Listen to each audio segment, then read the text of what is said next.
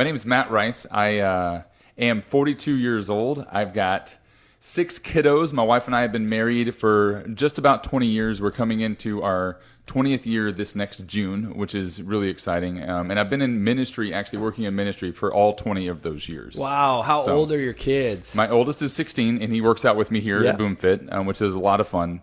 I didn't think that I would be working out alongside my teenage son, back when he was born 16 years ago. But it's actually a lot of fun. And then we have 14, 10, 8, 6, 3. So I think. Is that 6? I don't Yeah, even know that's if that's 6. So I have to ask this because we have 4. Mm-hmm. I feel like we, are just in over our heads. Yep. What is going that 2 extra like? I mean, It doesn't change, to be honest. Yeah. Like I felt like, honestly, I felt in over our heads with like 3. Yeah. And so it hasn't changed a ton, but what makes it hugely different is having one that's older that can help. Especially when he started driving, I mean, it changed everything. Now my wife and I can go for a walk, like in the evening, and send my older son to pick up the gymnastics kids or whatever. Wow.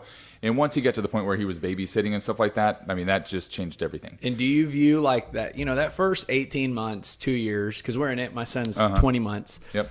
Do you just view that differently when you start over, or is it just basically let's go to work? So our oldest is almost 3, and so I've been out of that, that phase for, I guess, a year now. So we definitely don't want to get back in that phase. That's the next soon. question. Is there going to be 7? It's all up to God, really, yeah. But our plan is not to have more. Just be done now. Yeah. But yeah, no, that first 6 months of a new kid, I remember forgetting it every single time. Yeah. Because whenever the next one would come along, I was like, oh crap. Now You I really realize do, just how bad this was.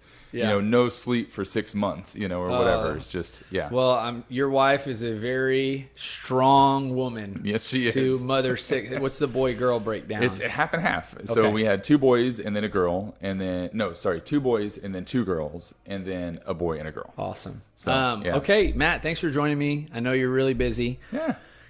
You just got started here recently. I did. I think David Harris kind of recruited you and Seth, and so. Give me a little background. You're 42. Let's start back in, when you were young. Sure. Early days. Did you play sports? Were you active? Did you work out? So I was a scrawny little kid. Like, I've got photos of me like rollerblading, and it looks like me on a couple toothpicks. It's just like, how in the world is that kid even standing up? I was never very big. I get picked on, quite a bit, in junior high. Tried to play football, definitely was not built for it. They put me on what was called a Mau Mau team or whatever, which is what the team they tell all the scrawny kids that we only put you in when we really need you, and that's not how it goes. So it was atrocious. I was in there for a while, and I got pummeled, and it was just not fun. I got picked on. It was even worse there. And so then I was like, every year I had seen these swim team tryout, posters up, as we were driving around town, and I said, hey, can I go try out for swimming? And I don't remember if it was after my 6th grade year or after my 7th grade year, but either way, it was late in the game of swimming. Usually people get into swimming really young, not in middle school or not towards the end of middle school. But so I started swimming, and that was my sport. Like, that's where my talent lied. What drew you into swimming? I don't know. I saw the posters. I just saw the posters, and I knew it wasn't a contact sport. Yeah, And I didn't have I wasn't a basketball player. I didn't have a lot of ball skills or anything like that. So this was something that I might be able to do, And so that's what grade did you get in? So it was either the end of my 6th grade or the end of my 7th grade year. And then did it all throughout high school and everything? And it was stupid. I was making people mad. Because you were so good? Because I was good, And so within a few months, and within a year, I was beating people that had been in it for years. My freshman year in high school, which was only a couple years later, I went to state. And for the rest of my career, in high school, what was your, I guess, strokes or what? Yeah, what was? So breaststroke and IM. So individual medley, which is all 4 strokes, and then the breaststroke were my 2 events. Wow. And did you feel like this was something you would do beyond high school, or? I did, but I wasn't sure at what level. When I went to look at colleges my junior and senior year, it seemed like there were two colleges that I was kind of going between, and I was either going to go, I was swimming for sure. And I definitely was going to swim in college. And A&M, was an option. And then Michigan, was another option. So those were the two that I was looking at. But A&M, just the traditions at A&M is what drew me to A&M. What do you think made you so good? It was not my drive. Yeah. It was not my ambition. It was purely talent, which sounds like it's weird because it almost sounds egotistical to say that, but I did not work hard, which is actually not, something I'm not proud of. I was just good. Mm-hmm. And that actually frustrated the people I swam with more than anything else. Did you? So you had practice a lot. Oh, yeah. Every day. Yeah. Y'all did early morning? It was morning and evening. So it was 5 hours a day, 5 days a week, typically. Did you like winning? I mean, obviously you were really good. Was that something that kept you doing it? I think so. Part of it was I'm competitive. I love to win for sure. But the other side of it was honestly a little bit of a duty.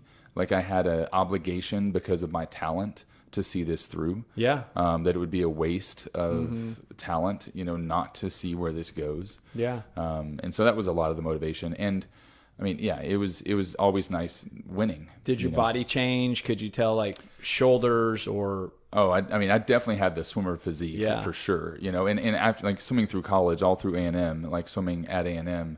I had the swimmer bod, and I joke that's how I got my wife. Anyway. So you were here at A&M from 98 to 02? 96 to 2000 is where my swimming years. So fall of 96 through the spring of 2000. So at the end of high school, you're set on swimming in college. You go to A&M. Yep. Was it different? It was definitely different, and it was harder. It was a totally different group as far as the team goes, just because the team was so much bigger, and I loved that team atmosphere that we had here.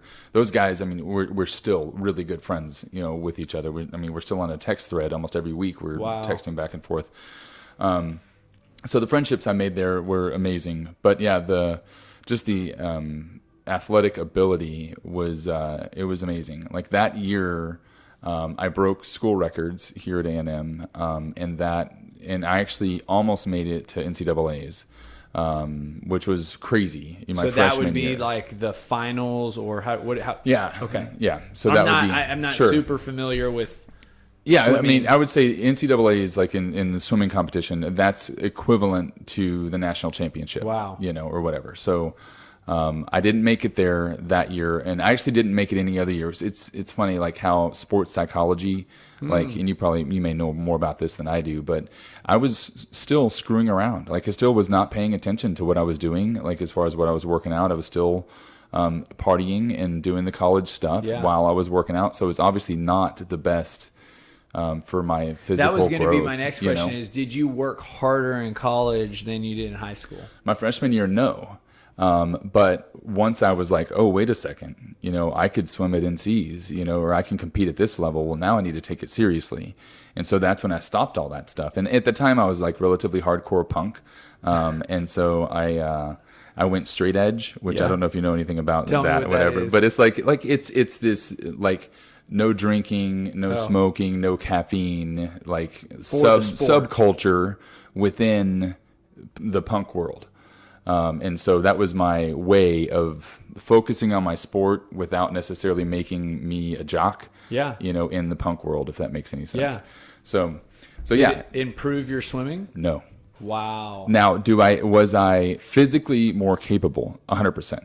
I worked out harder than I ever had before, and all that, but I swam worse. I swam seconds slower the next year than I did that freshman year. And I think anybody who knows anything about sports psychology is going to understand, how that works. But to simplify it, I just think there was this fear of failure, and if I had this outside reason as to why I would fail, it wouldn't be because of me, it would be because of my behavior. That is why I would fail. Then I swam faster because it wasn't all on me. But then once I got rid of that outside reason, it was all on me, then that's what did it. It was this fear of failure. So anyway, I swam well, I was always very effective and very useful in dual meets and stuff like that. but not at the national level. Yeah. My senior year, I did get to go to Olympic trials, so that was fun. But hopeful, I'm guessing, to actually qualify. Well, I mean, yes and no. I mean, it was my senior year, and the way swimming works is like it's a year-round sport in USA swimming, and so. But for collegiate swimming, it's not. It's basically a winter sport, if you will. So you would be done swimming in March, basically, and then you could take some time off or whatever. Well, my senior year, if I'm done swimming in March, what does that mean? That means I'm done swimming. That means I can stop working out and get rid of all these 5-hour days or whatever. Yeah. Well, Olympic trials wasn't until June. So my senior year, I qualify for Olympic trials in March. And so then what do I do until June? Nothing. Absolutely nothing. You were done. But I competed. Yeah. I couldn't qualify for Olympic trials. Which is so cool. And I'm sure it was a great experience. I don't always tell everyone the details about that because I'd rather just leave it there, Yeah, I competed in Olympic trials and leave it. So after that, what was next for you other than 2 years later starting to have a lot of kids? But sure. What happened with workouts? So like for the longest time, I really just depended on my metabolism, because I had a strong metabolism, and you so had a decade or more of 5-hour workout days. Yes, absolutely. And so I did not work out. I don't think I worked out, even pretended to work out. For years. I'm trying to think. When I went, after 3 or 4 years here, we went up to Chicago, and I think I was getting close to my 30th birthday, and I wanted to compete in a triathlon before I turned 30.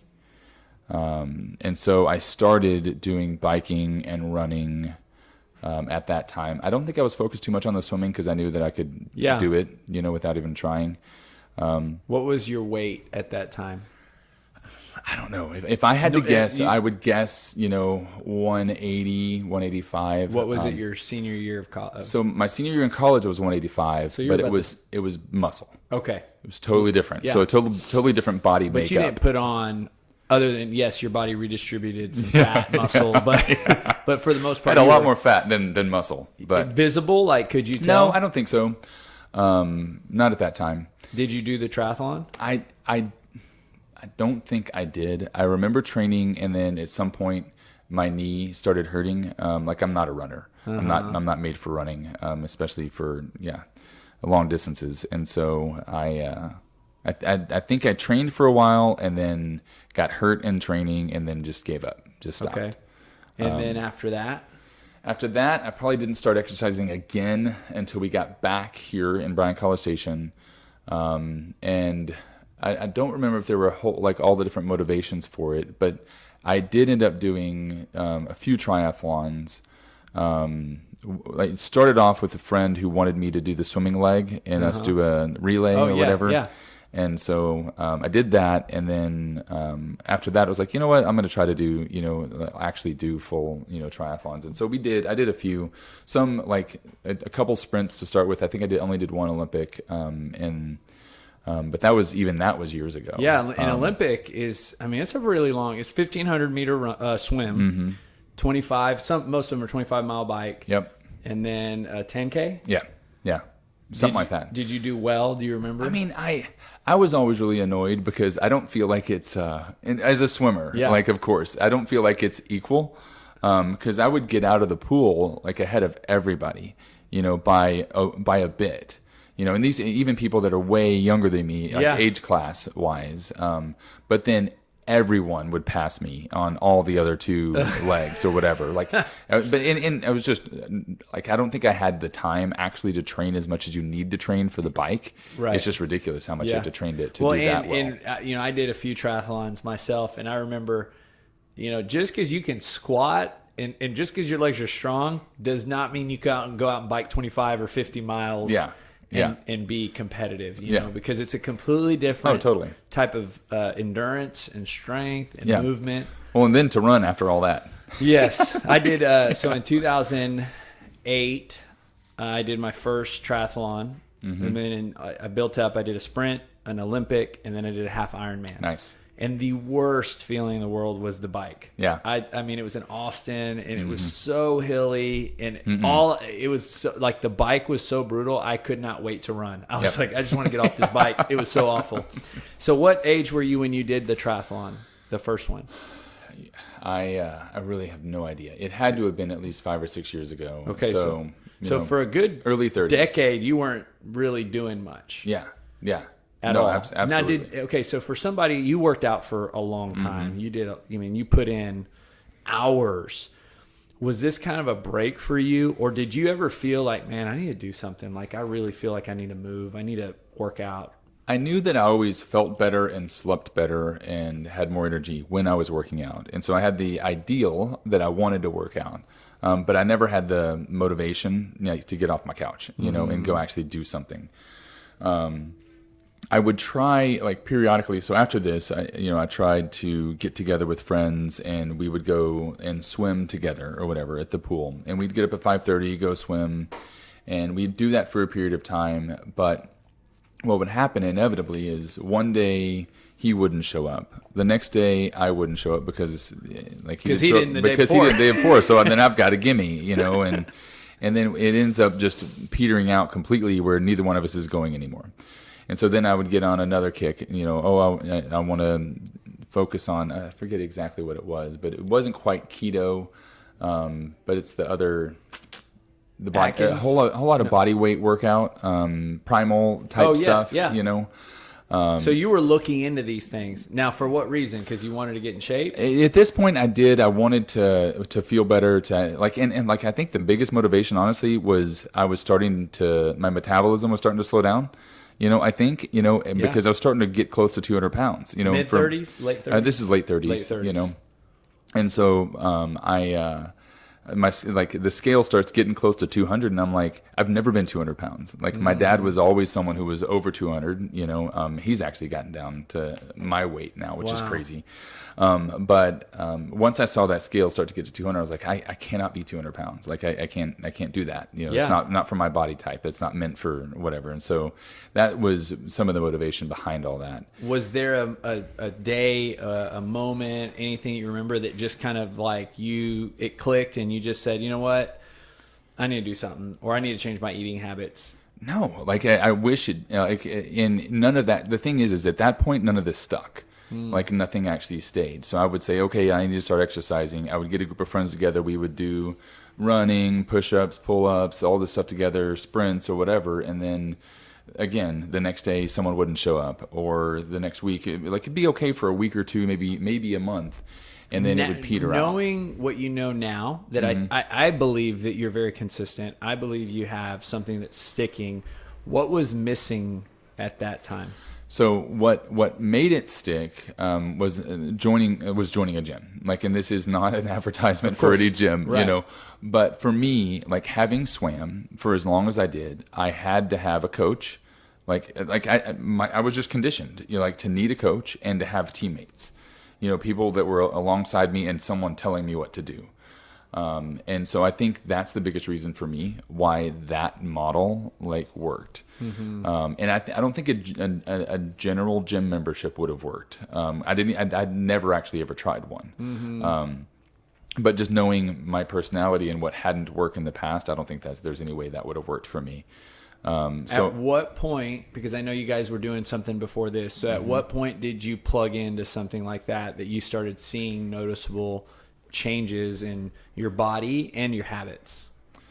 So I don't even remember what got me into that, but it took a few months for me to actually start to see and feel a difference. I was not someone who, when they worked out really hard, threw up, but I threw up in the first couple months of this, just because my body was so out of shape. I remember driving home from a workout. I had the windows down because I needed the air to flow. I was dizzy, and I was like, something's wrong. So I'll pull off to the side and just heave. Yeah, apparently I'm doing something right, man. But yeah. And then where I was working out, they had an in-body scan, where you could scan periodically and see, how things were going. And so I could see the change in my body. I could see how I was building muscle and losing fat and all that stuff. And I was feeling better and stronger. Do you remember where you started when you first did an in-body?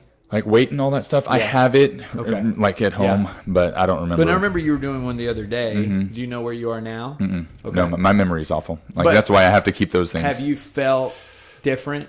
Yes.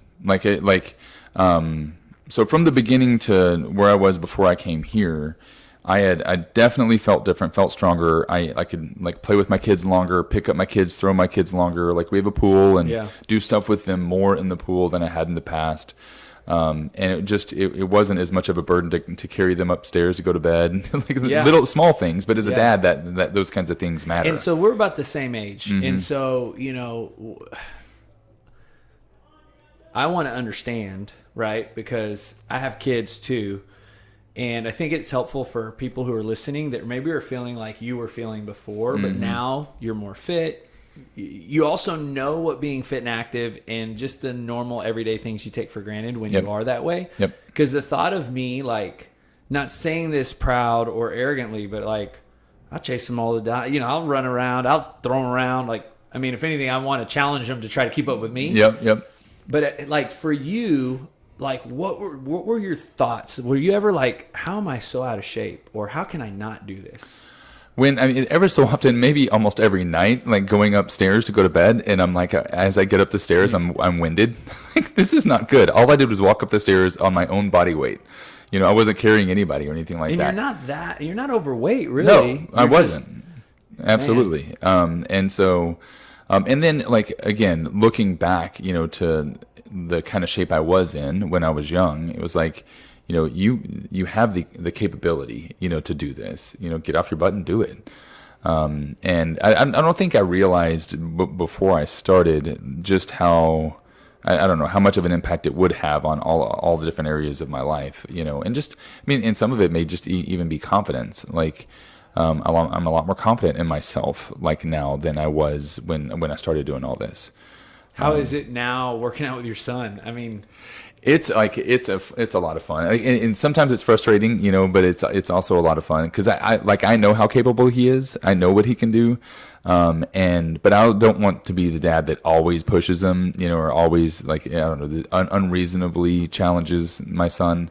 But definitely us pushing each other. It was funny the other day we were doing a kettlebell workout or whatever, and it was just I think we were just pushing it overhead or something like that, and he went and grabbed 35, I think, and I went and grabbed 40, and then he went and grabbed 45, and I went and grabbed 50, and then he went and grabbed a 55, and then I actually ended up stealing it from him in the middle of the workout. Anyway, it was fun, just challenging each other to do more. Does he, because I have to think it's bonding, it's, there's so much more than a workout happening when you guys get to do that together. Yep. From the dad angle, have you noticed that? Have you felt that? Has it, or is it just something that Well, it's something that I just know. My son that works out with me here is very introverted. I'm very much an extrovert. And so I don't understand a lot of what goes on in his head, and he's not going to verbalize it to me.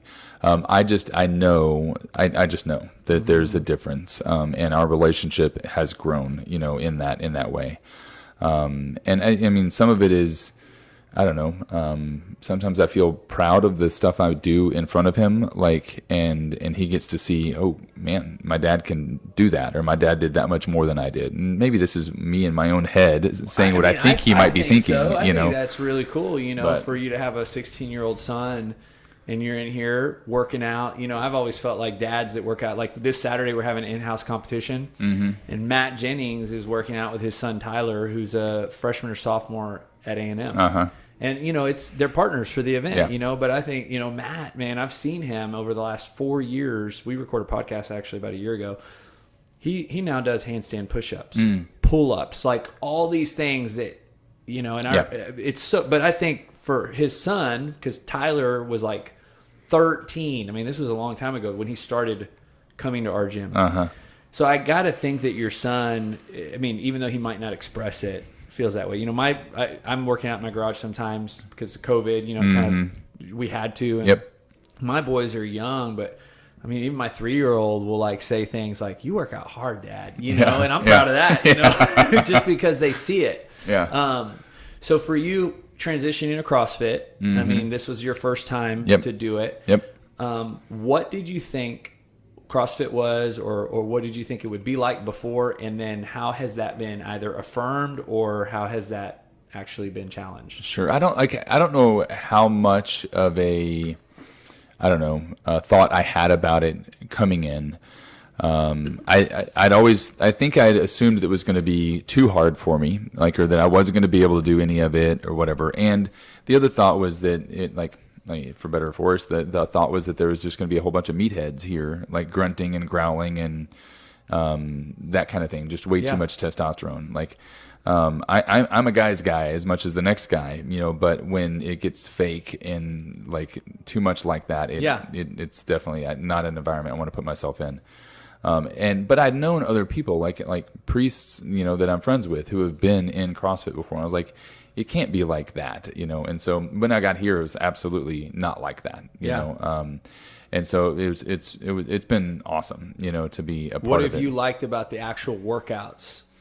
So the workouts compared to where I was before. So what I was doing before would be considered high intensity interval training, which is similar to CrossFit, I think. Wouldn't that be the umbrella term, for that? But it definitely was not as long of a workout or intense of a workout. And so I feel like where I was before, I'd gotten to kind of a plateau, as far as my strength, you know.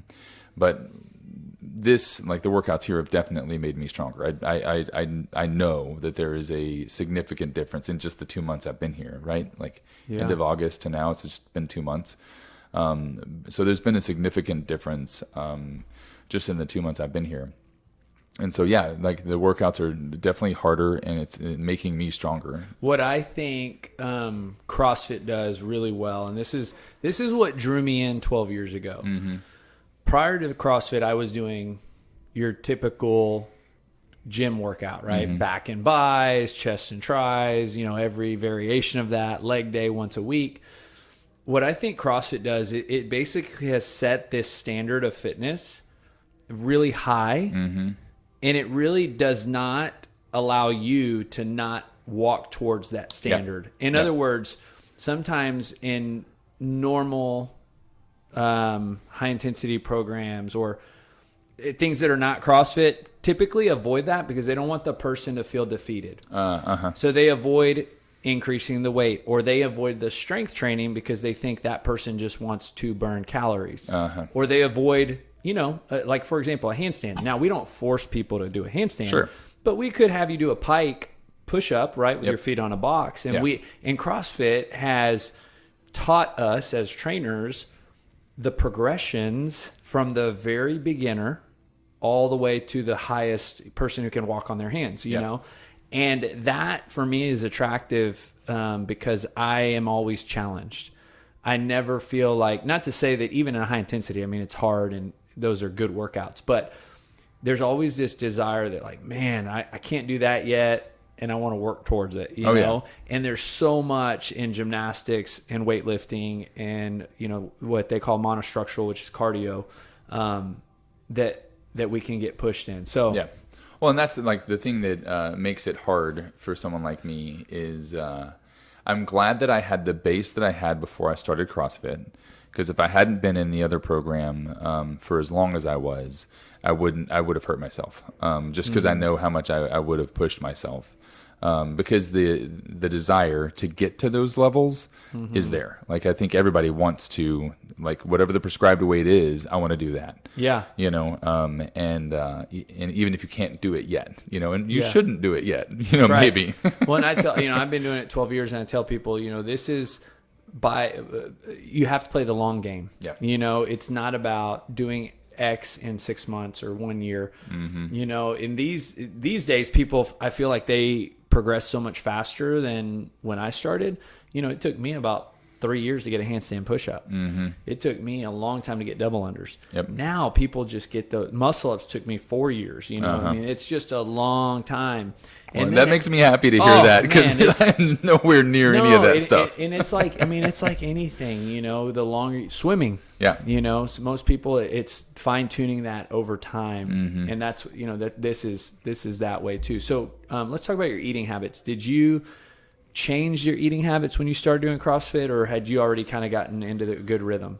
I had been doing low carb. I did no carb for a while. Like, this was a couple years ago when I started at the other workout place. I did low carb or no carb for a while, just to do that initial, like, get rid of as much as I can as fast as I can. And so I've been low carb, you know, for like 2 years. Is that something you heard, or how'd you decide on that? I don't remember if this was part of that primal workout thing or not.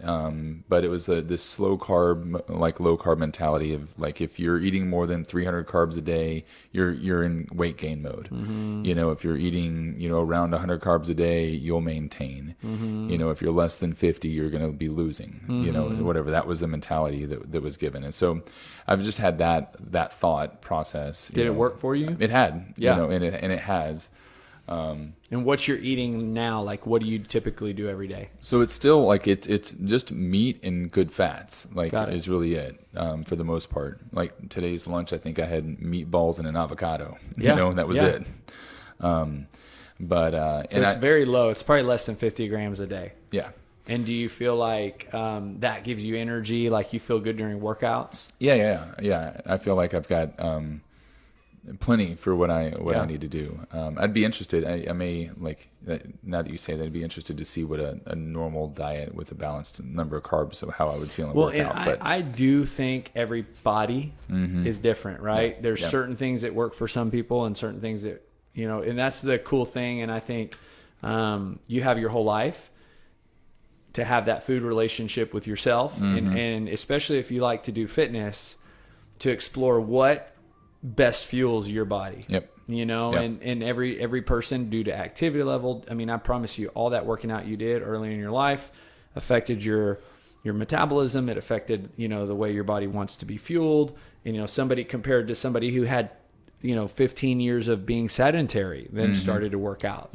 And so that's pretty cool that you, and so does your son kind of ask you how to eat? He just does whatever he wants. I mean, he eats awfully. Yeah. The other day he had forgotten to eat lunch before he came to work out, and he's like, "Oh, I need to go grab some food." He runs inside and he comes out with Funyuns. I'm like, "Son, this is not food. Like, you cannot call this food." Oh, man. Definitely not fuel for workout. He's definitely in high school. Well, I played football. I would have a game that afternoon at like 5:30, and right after school at 2:30, I go to Wendy's. French fries, triple meat cheeseburger, big old Coke. You know, you don't think about it like that. Absolutely. So now that you've been CrossFit a couple months, what are some things that you're, you know, trying to work on, or things that you want to be able to do that you can't do yet? I'm still working on a diet. You know, one of the things that I still wanted to burn that last, what I would consider the last little bit of fat that I really just want to get rid of. And so I've been doing the whole intermittent fasting thing and stuff like that. So I'm there, like, it was so hard because at the beginning of this, like, I feel like, and again, I don't know how quickly you put on muscle, you know, but with as much as we've been working out, or much as I've been working out here, because I increased the amount of workouts I did per week once I joined here.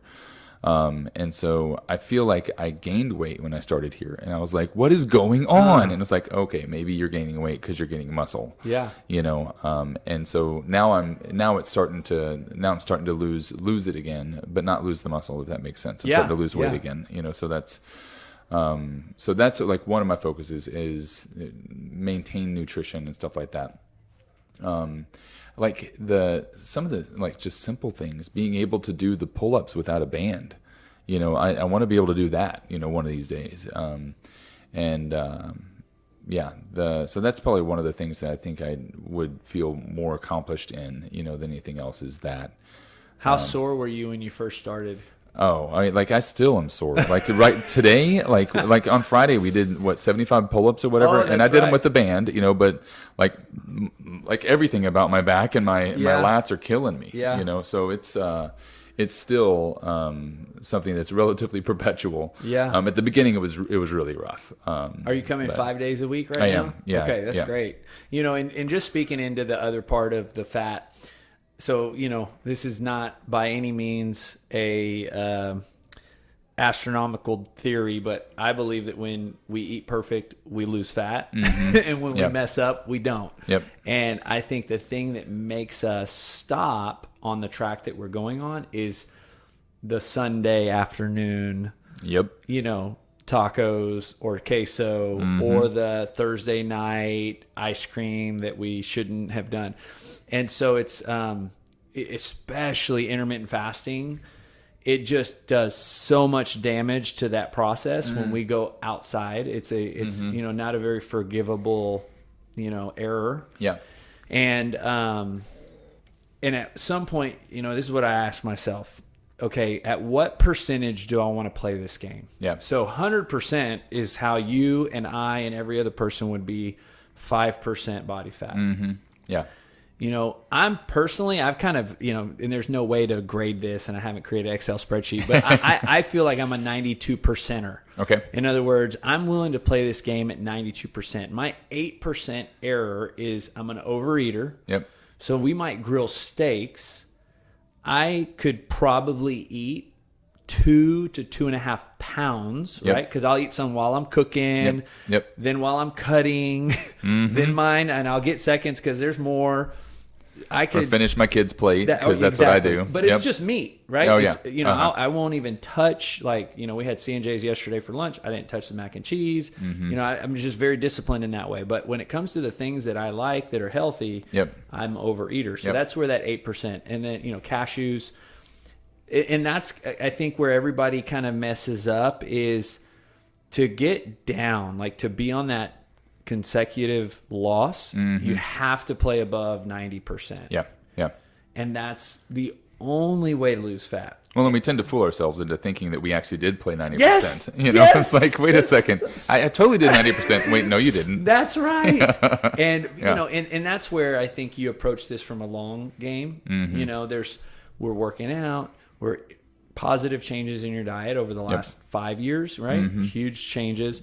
And over time, you're going to have moments that you're going to be like 90% or weeks that you're going to be 90%. And that's where you make the most progress.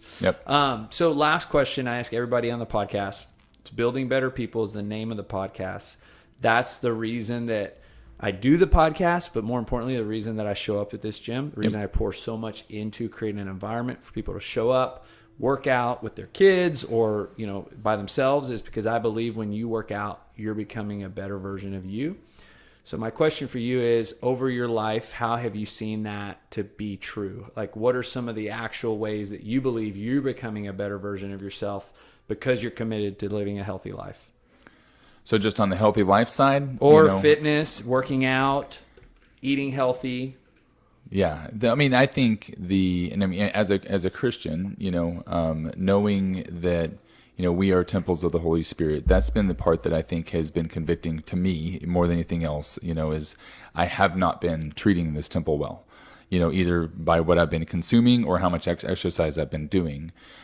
So becoming a better person a better person in that way, even on the spiritual side of things, this is helping in that realm as well. So I don't know if that, I would say almost holistically, becoming a better version of who God created me to be, and so in this, my health affects every single area of my life, including ministry. Absolutely. So I don't know if that answers your question or not. No, that's great. And my question, I want to add 1 second.